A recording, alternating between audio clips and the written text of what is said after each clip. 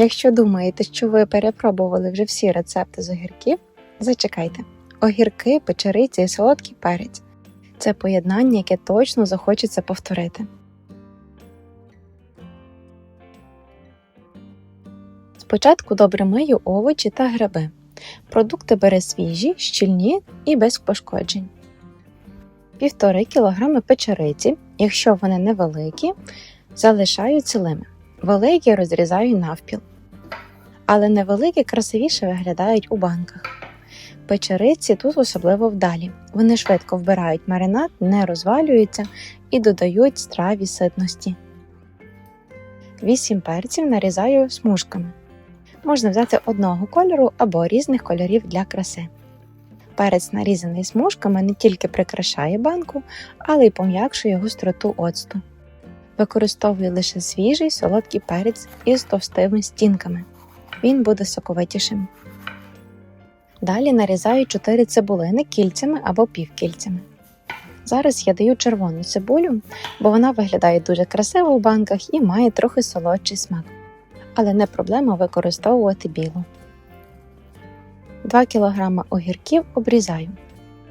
Огірки перед приготуванням також замочую у холодній воді на 2-3 години. Так вони будуть хрусткішими. І краще брати маленькі огірочки. Але якщо немає, то можна взяти більші і розрізати. Готую сольовий розчин. У 10 склянок води додати 1 склянку солі. Склянка у рецепті має 250 г. Усе перемішати. Тут сольовий розчин. Витягую зайву вологу з овочів і грибів через осмос і робить їх щільнішими і хрусткішими. Печериці особливо потребують попереднього просолювання, бо вони виділяють багато рідини, яка інакше розбавить маринад і зіпсує смак. У цей сольовий розчин додаю всі овочі та гриби. Залишаю на 2 години, періодично помішуючи. За цей час підготую банки і кришки, мию їх із содою. Далі виймаю овочі та гриби. Тепер подивися, скільки овочі і гриби виділили рідини. Складаю овочі в банки. Але якщо хочеш гостріше, тоді додай також у кожну банку ще по половині маленького гострого перцю або кілька кілець чилі.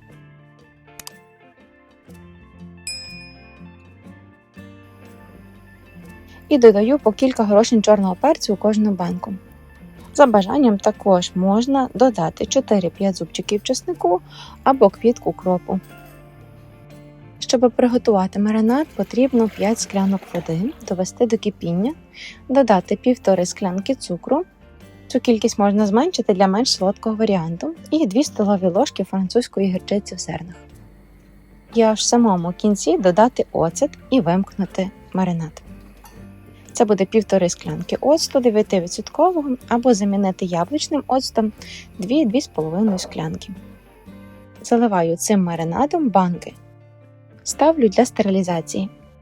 На дно кастрюлі викладаю рушник, кладу на нього банки з овочами, прикриваю кришками і заливаю водою на 2/3 від висоти тари.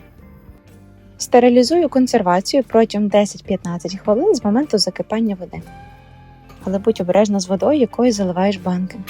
Важливо, щоб не було різкого перепаду температур, тож краще не заливати сильно холодну воду.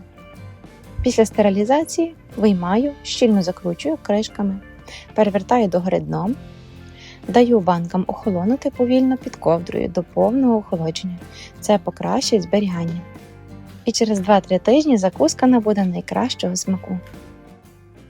Мариновані огірки з шампіньйонами і перцем виходять смачними, хрусткими і зберігаються всю зиму, якщо дотримуватись правильних пропорцій солі, оцту та стерилізації.